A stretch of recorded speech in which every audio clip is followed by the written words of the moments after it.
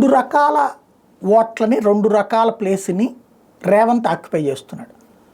ఒకటి Congress party, Rajasekhara Reddy legacy, దాన్ని తను క్యాప్చర్ చేసుకున్నాడు. క్రమంగా రేవంత్ పట్ల పాజిటివ్ పెరుగుతోంది కాంగ్రెస్ పార్టీలో. రేవంత్ను ఒక హీరోగా చూడటం ప్రారంభించారు.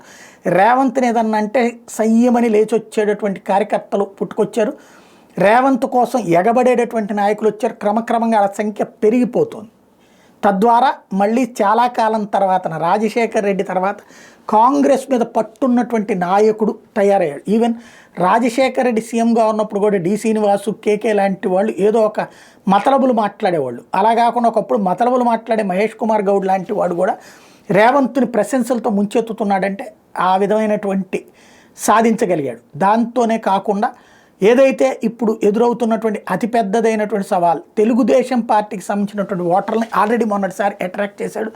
అదే అతనికి ఫెచ్చింగ్ అయింది. ఇప్పుడు తెలుగుదేశం పార్టీ అభిమానులకి ఏంటి పెట్టుబడులు, వ్యవస్థ, ఐటీ కంపెనీలు ఇవి ఎక్కువగా మాట్లాడుతుంటారు. వాళ్ళందరికీ చంద్రబాబు లేని లోటుని రేవంత్ తీర్చినట్టయింది. చంద్రబాబు ఆంధ్రాకి తెచ్చుకోలేకపోయాడు, కానీ తెలంగాణకి రేవంత్ రెడ్డి తీసుకురాగలిగాడు. అంటే బాబు గారి లెగసీని అంతర్జాతీయ సమాజం రేవంత్లో చూస్తుంది. ఇప్పుడు రేవంత్ని అక్కడ ఆ విధంగా చూడటంలో సక్సెస్ అయ్యాడు. తద్వారా ఆ రెండు వర్గాలు, కాంగ్రెస్, తెలుగుదేశం సుదీర్ఘకాలపు పరస్పర శత్రువర్గాల యొక్క విశ్వాసం పొందడంలో రేవంత్ సక్సెస్ అయ్యాడు.